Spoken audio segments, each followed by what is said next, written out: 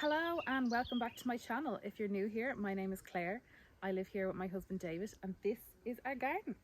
So our plans for the house here is that we turn the garden into a flower farm, and it's something we've been working very hard since we moved in November to get going. We've got our polytunnel in, we have our chickens in, but there was one caveat to the whole plan. David said, I don't care what you do with the garden, but I want a patch of grass. I want somewhere I can just sit at the end of the day, enjoy the view and relax. So I said, yeah, absolutely, no problem.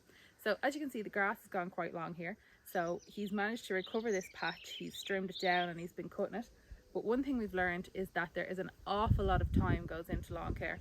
So as you can see, we live on quite a slope. So by the time he cut the grass, he wheelbarrow the grass down to the compost base behind the polytunnel down there, and he can back up with the wheelbarrow. You know, we realized it was taking an awful lot of time. So that's when we decided that we needed the Gardena Sileno Life robotic lawnmower in our life, because it's just going to give us back so much more time and it's going to have the lawn looking amazing. So let's get into the unboxing of it.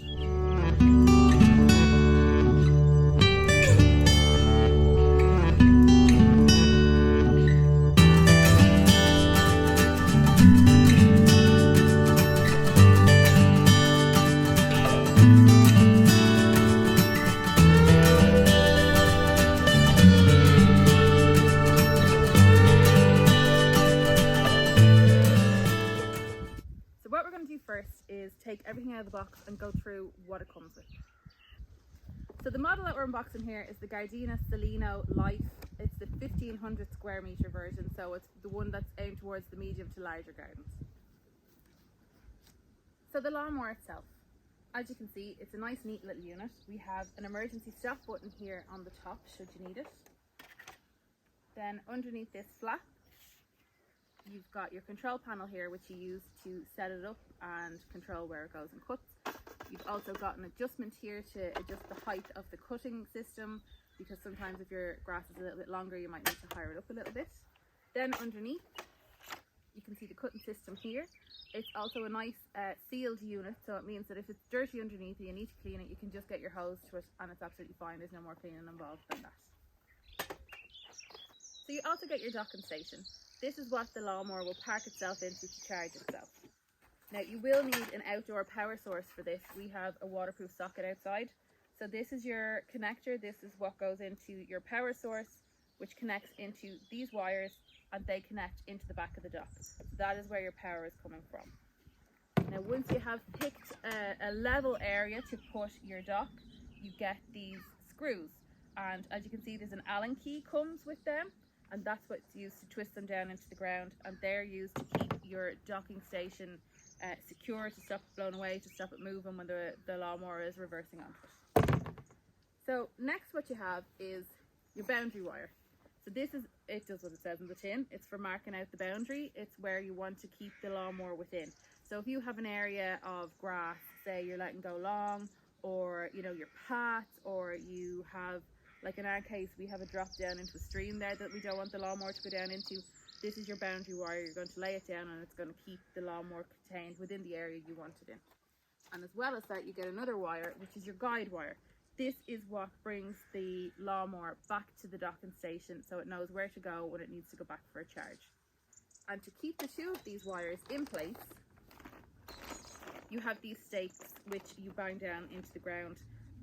After about a month, your grass is going to grow enough that you're not going to see any of this wire and you're not going to see the stakes, but it just stops it from moving, it stops it from getting blown out of the way, it stops people tripping over it. And you get 3 bags of stakes with this model, and I think it's 250 meters of this boundary wire with this particular model. I think with the smaller models you get slightly less because they're doing a slightly smaller area. And to get your wires connected to your docking station, you get these couplers as well. So we'll go through the whole process in detail when we're doing it. So the first thing that you'll want to decide when you're installing the robot lawnmower is where you're going to put the docking station. This is important for a couple of reasons. So this is where your wires start from. So there's no point in putting your wires down until you have your docking station down. You also want to consider the proximity to an outdoor power source, and you also want the area to be level, because it's very important the docking station is level so that when the robot lawnmower parks itself, it gets a good connection and it's able to charge. You also want to make sure that there's enough room around the docking station. I think it's like 30 centimetres. Yeah, it's on your ruler here. It's 30 centimetres. It needs to be away from everything. And you need to have at least 2 metres of clear space out the front of it as well. Once you've decided where you position it, then you want to attach it to the power. So there's a couple of leads that you need to put together here. So the first one is into the mains power source, and you can see they've got this clip on them, and you really need to make sure that that clips properly, because that's what's going to make it watertight, because this is an outdoor unit. It's going to stay outside all the time in all weathers.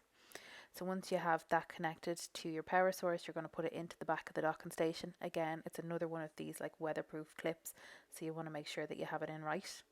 And then at this point, I wouldn't be worrying about burying the cables, because you will be moving this charging station again. But what to do is put your robot lawnmower on it so that can start to charge while you're putting down your guide wire and your boundary wire.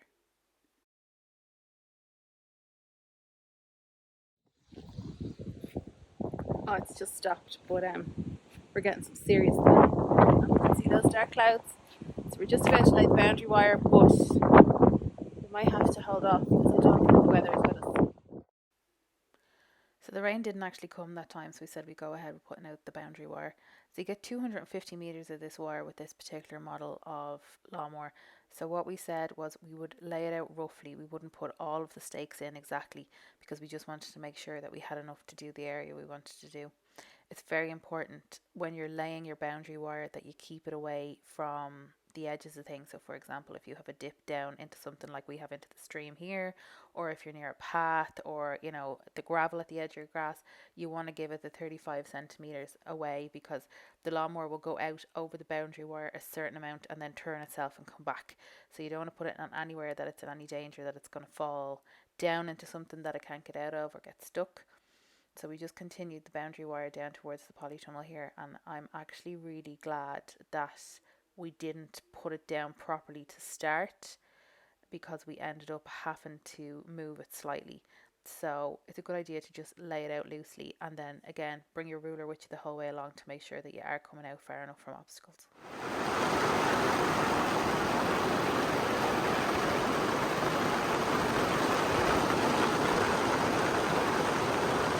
Right, so what we did was we put the charging dock down first, got that in a position where it would suit us in relation to the power, put the boundary line down roughly to see where we were going. Everything was going great.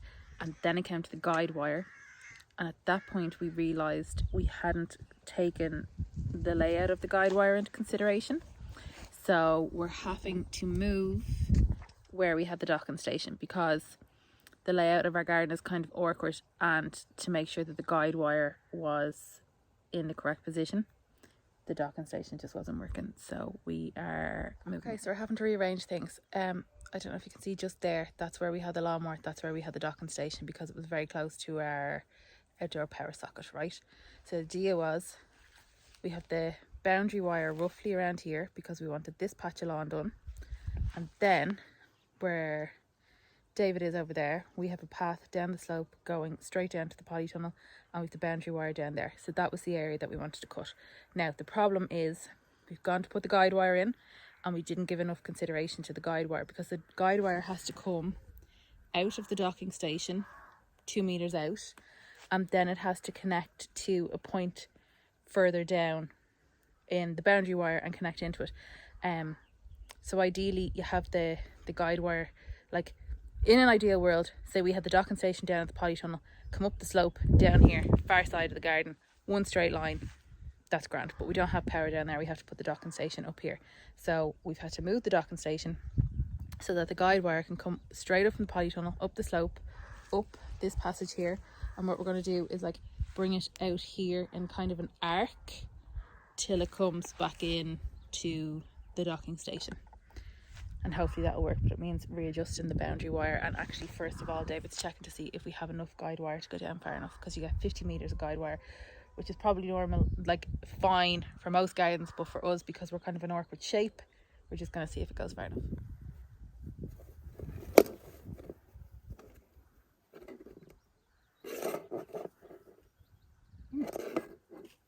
Not bad actually. Right there, oh, that lip.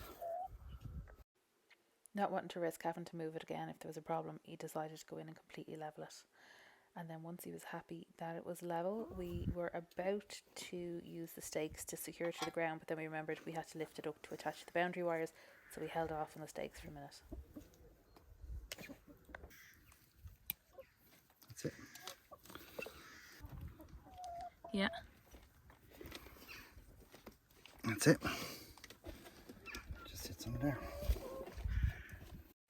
Once we had the left and right boundary wires connected, it was time to attach the power.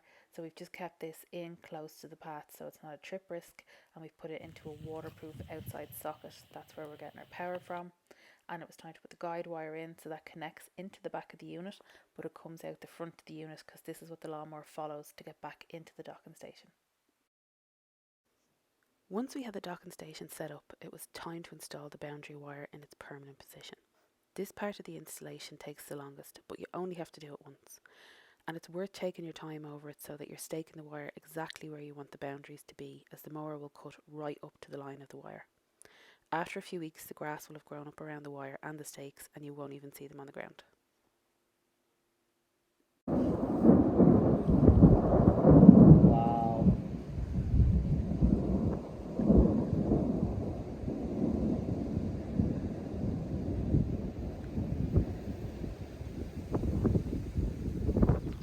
Okay, so we've gone from t-shirts and sandals to rain jackets and wellies.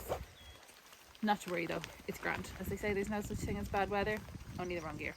So what we're doing now is we've sorted the position of the guide wire, and we're securing the guide wire and the boundary wire down with these stakes. You need to put one every 70 centimetres to keep it in place. So that is what we are doing.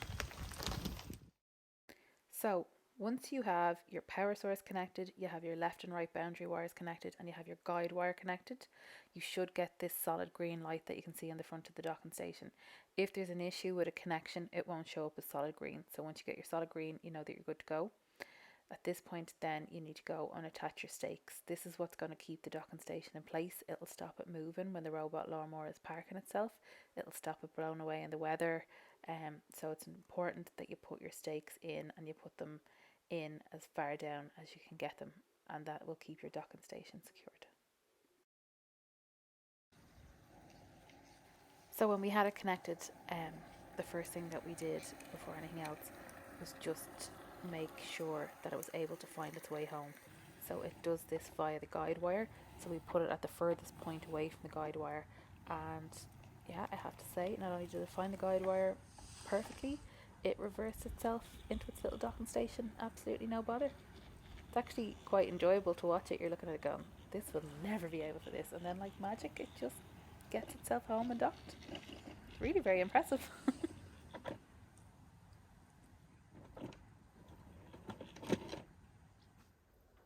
I've had to retreat to the polytunnel because it will not stop raining outside, and it's extremely windy, and that's all that the camera is picking up. So where are we at? We have the robotic lawnmower completely installed. We have all of our boundary wires in. We have our stakes at our 70 centimetre intervals. We have our guide wire in. We have the power going to our docking station.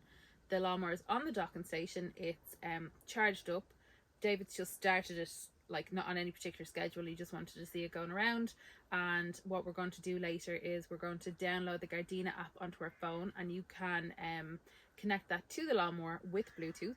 And that way you're able to set your cutting schedule, so you can decide when you wanted to cut, where you wanted to cut. Handy little feature to have it. It means that just like we do everything on our phones these days, so it makes sense that you would control that from your phone as well. Another little feature actually that I quite liked that I said I would talk about is the anti-theft feature. So I noticed if you pick it up, the lawnmower just starts beeping really, really loudly, and it will not work again until you put your personal PIN in that you enter at the start of the setup. So it's a nice little feature, especially if you have it going out your front garden and your garden's a little bit open and you were a little bit worried about if somebody was opportunistic. The lawnmower is essentially no good to them once they pick it up, because it will not work for them. So I thought that was a nice little feature. But what we're going to do over the next few weeks is we are going to fully test it. We're going to see how it performs. I'm interested to see as well, because Obviously there's no grass pickup with it, and what it does is it just cuts very, very small cuts constantly off the top of your grass, and these small cuts fall back down into the grass, and they obviously break down into the soil and they act like a mulch, and it's supposed to leave you with a really, really healthy lawn. And as you know, if you've followed me for any amount of time, big fan of no dig, big fan of like mulching to feed the soil. So I'm interested to see how that comes out. And you probably see from like earlier in the video, like our lawn, because David's not too long after reclaiming it from meadow, it's very yellowed, it's not particularly healthy. So I'm interested to see how this Gardena Sileno Life Lawnmower helps us transform the lawn in what it looks like as well. So if you've been watching, thank you very, very much. I will be back in a couple of weeks with another video to give you an update, tell you how we found using the lawnmower, how it's performed. We can see the difference in the lawn. But if you've watched, thank you very, very much for watching, and I will see you again soon.